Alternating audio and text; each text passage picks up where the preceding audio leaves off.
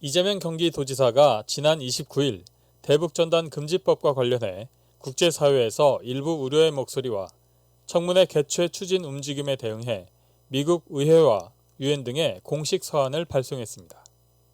이번 서한은 대북전단 금지법의 필요성을 피력해 국제사회의 이해와 지지를 확대하기 위한 것으로 미국 하원 톰 렌토스 인권위원회 공동위원장, 미 상하원 외교위원장, 주한 미국 대사 대리, 주한 영국 대사, 주한 EU 대표 부대사 및 유엔 사무총장, 유엔 북한 인권 특별 보고관 등이 전달 대상입니다.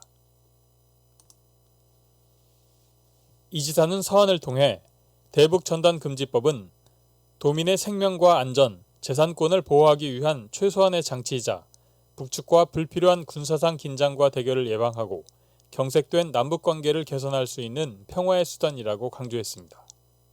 특히 이 지사는 2014년 연천군 주민 대피 사건, 지난해 6월 의정부 대북전단 민간주택 낙하 사건 등 대북전단 살포로 인해 실제 피해 사례를 소개하며 대북전단 살포는 긴장과 대결을 의도하는 행위이자 도민들의 생명과 안전을 실제로 위협하는 행위라고 역설했습니다.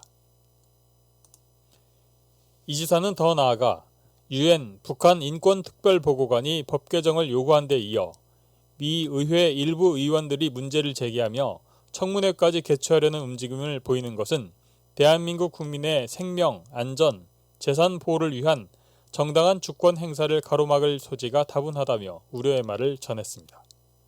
또한 대북전단금지법은 표현의 자유 보장을 전제로 오직 남북 합의를 위반하는 전단 살포 행위 등만을 최소한으로 금지하는 것이라며 유엔은 시민과 정치의 권리에 관한 규약 제19조에서도 표현의 자유가 타인의 권리와 공공질서 보호 등을 위해 제한할 수 있다고 규정하고 있음을 강조했습니다. 이는 민주주의 국가로서 표현의 자유도 매우 중요한 가치로 볼 수 있지만 국민의 생명과 안전에 상당한 위험을 초래할 수 있는 경우 생명권, 재산권과 충분한 균형과 조화를 이루며 행사되어야 함을 강조한 것으로 풀이됩니다. 끝으로 이 지사는 이 법은 남북 간 신뢰를 회복하고 한동안 멈추었던 남북관계를 재가동하는 첫걸음이 될 것이라며 한반도 평화와 세계 평화를 위해 한마음으로 함께해 주실 것을 호소한다고 당부했습니다. 한편 지난해 말 크리스 스미스 미 하원 톰 렌토스 인권위원회 공동위원장은 대북전단금지법과 관련해 청문회를 추진하겠다고 발표했으나 개최 여부나 세부 일정은 정하지 않았습니다.